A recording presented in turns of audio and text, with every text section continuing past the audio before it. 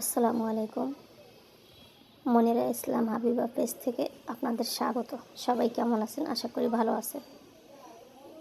কাছে এবং দূরে যেখান থেকে আমার ভিডিওটি দেখছেন, প্লিজ লাইক দিয়ে ভিডিওটি কন্টিনিউ করবেন। যদি আমার কথা বা কোনো অংশে ভালো লাগে, একটি সাবস্ক্রাইব করে পাশে থেকে যেতে পারেন। আপনাদের মাঝে শেয়ার করব আমি কিছু ইসলামিক কথা। অনেকেই হয়তো জানে না, সেই কথাগুলো শেয়ার করলে অনেকেই হয়তো কিছু জানতে পারবে, সেজন্যই আমার এই ইসলামিক কথাগুলো বলা। আজকের বিষয়টি থাকবে আমাদের হজরত মুহাম্মদ সাল্লাল্লাহু আলাইহি ওয়াসাল্লাম এবং মা খাদিজাকে নিয়ে। হজরত খাদিজা রাদিয়াল্লাহু ছিলেন একজন বুদ্ধিমতী বিচক্ষণ মহিলা। রাসূল করিম সাল্লাল্লাহু আলাইহি ওয়াসাল্লাম এর অনুপম ভদ্রতা ও বিস্ময়কর চারিত্রিক গুণাবলী দেখে তার প্রতি খাদিজার পরম ভক্তি ও অকৃত্রিম ভালোবাসা সৃষ্টি হয়।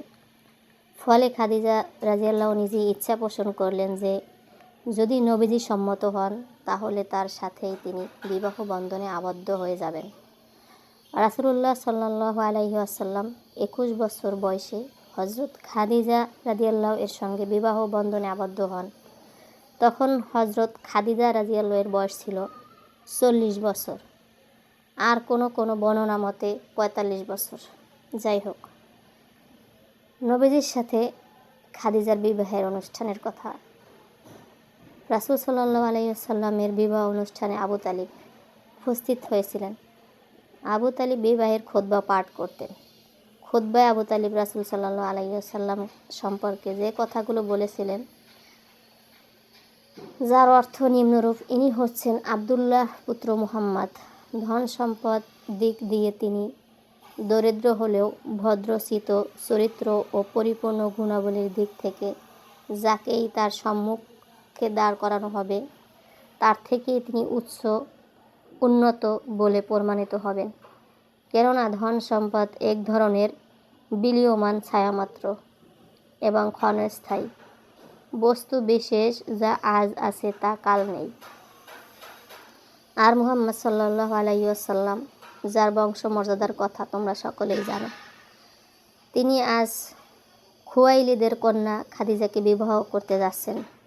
তার নগদ ও বাকি সকল মোহর আমার সম্পদ থেকে পরিশোধ করা হবে।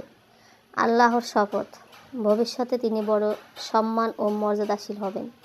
নবী করিম সাল্লাল্লাহু আলাইহি ওয়াসাল্লাম সম্পর্কে আবু তালিবের যে ভবিষ্যৎবাণী, ওই সময়ের যখন তার বয়স মাত্র 21 বছর, তখনও তাকে প্রকাশ্যভাবে নবীর দায়িত্ব প্রদান করা হয়নি। সেই সাথে আরও বেশি বিস্ময়কর ব্যাপার এই যে আবু তালিব তখন সেই প্রাচীন ধর্ম বিশ্বাসী ছিলেন, যে ধর্মকে বিলুপ্ত করার জন্য রাসূল আকরাম সাল্লাল্লাহু আলাইহি ওয়াসাল্লাম সারাটা জীবন উৎসর্গ ছিলেন। কিন্তু বাস্তবতা হলো এই যে সত্য কখনো গোপন রাখা যায় না। মোট কথা, নবীজি সাল্লাল্লাহু আলাইহি ওয়াসাল্লামের সঙ্গে হজরত খাদিজা রাদিয়াল্লাহু এর বিবাহ সম্পন্ন হয়ে গেল। বিয়ের পর তিনি 24 বছর নবী করিম সাল্লাল্লাহু আলাইহি ওয়াসাল্লামের খেদমত করার সৌভাগ্য লাভ করেন। নবুয়ত প্রাপ্তির পূর্বে কিছুকাল এবং নবুয়ত প্রাপ্তির পরে কিছুকাল হজরত খাদিজা রাদিয়াল্লাহু এর গর্ভে নবীজি সাল্লাল্লাহু আলাইহি ওয়াসাল্লামের দুইটি পুত্র সন্তান এবং 4টি কন্যা সন্তান জন্ম করেন। ভাগ্যবান পুত্রদের নাম হলো কাসিম ও তাহির রাদিয়াল্লাহু। কাসিম রাদিয়াল্লাহু এবং নাম অনুসারে রাসূল সাল্লাল্লাহু আলাইহি ওয়াসাল্লাম এর ডাক নাম ছিল আবুল কাসিম। তাহির রাদিয়াল্লাহু সম্পর্কে বলা হয় যে তার প্রকৃত নাম ছিল আব্দুল্লাহ। কন্যা 4 জনের নাম ছিল ফাতিমা, জয়নব, রুকাইয়া ও উম্মে কুলসুম রাদিয়াল্লাহু। রাসূল সাল্লাল্লাহু আলাইহি ওয়াসাল্লাম এর সন্তানাদির মাঝে সবার বড় ছিলেন হযরত জয়নব রাদিয়াল্লাহু। আজকে দুপুরের আয়োজনে ছিল দেশি মুরগি আর আলুর ঝোল, চাল কুমড়ো দিয়ে মুরগির মাংস দিয়ে রান্না। আপনাদের যদি ইসলামিক কথাগুলো ভালো লাগে তাহলে ইসলামিক কথাগুলোই আমি শেয়ার করব।